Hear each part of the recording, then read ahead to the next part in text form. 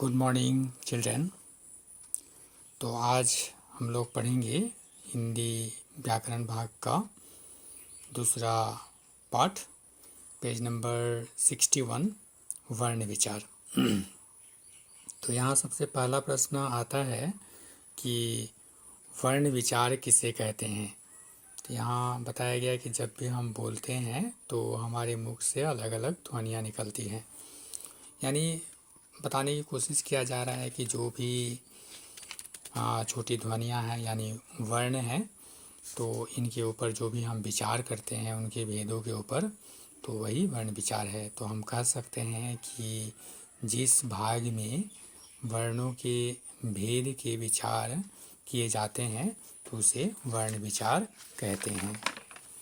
यहाँ आता है उसके बाद वर्ण किसे कहते हैं, दूसरा प्रश्न है।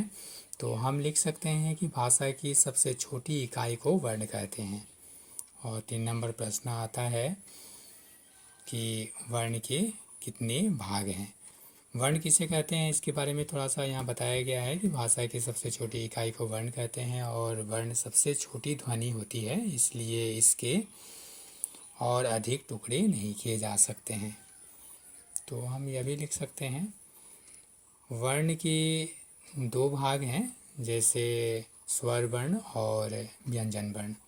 तो हम कह सकते हैं कि वर्ण 2 प्रकार के होते हैं, पहला स्वर्ण वर्ण और दूसरा व्यंजन वर्ण। तो इसमें एक और प्रश्न आ जाता है कि वर्णमाला किसे कहते हैं। तो वर्णों के समूह को वर्णमाला कहते हैं। वर्णों के समूह मतलब उसमें स्वर वर्ण भी है और व्यंजन वर्ण भी है। तो वर्णों के समूह को वर्णमाला कहते हैं। फिर प्रश्न आएगा कि स्वर वर्ण कितने हैं। तो स्वर वर्ण 11 है। अ, आ, ई, उ, री, ए, ऐ, ओ, औ। इस तरह से स्वर वर्ण 11 होते हैं। और उसके बाद आएगा कि व्यंजन वर्ण किसे कहते हैं। स्वर वर्ण किसे कहते हैं, यह भी हम कह सकते हैं इस तरह से कि जो वर्ण बिना किसी दूसरे वर्ण की सहायता से बोले जाते हैं उसे स्वर वर्ण कहते हैं। यानी स्वर वर्ण बोलने के लिए हमें किसी दूसरे वर्ण की सहायता नहीं लेनी पड़ती है, तो ऐसे वर्णों को स्वर वर्ण कहा गया है। और व्यंजन वर्ण किसे कहते हैं, जो वर्ण स्वरों की सहायता से बोले जाते हैं। तो कुछ ऐसे वर्ण हैं जो स्वर की सहायता से बोले जाते हैं, तो उसे व्यंजन वर्ण कहते हैं। यहाँ बताया गया है कि व्यंजन वर्ण 33 है। यहाँ दिया गया है क, ख, ग, घ, अंग, च, छ, ज, झ, ञ, ट, ठ, ड, ढ, ढ़, त, थ, द, ध, न, प, फ, ब, भ, म, य, र, ल, व, स, ह। और डड़ेरा और ढरेरा को यदि हम साथ में लिखते हैं तो व्यंजन वर्ण 35 हो जाते हैं।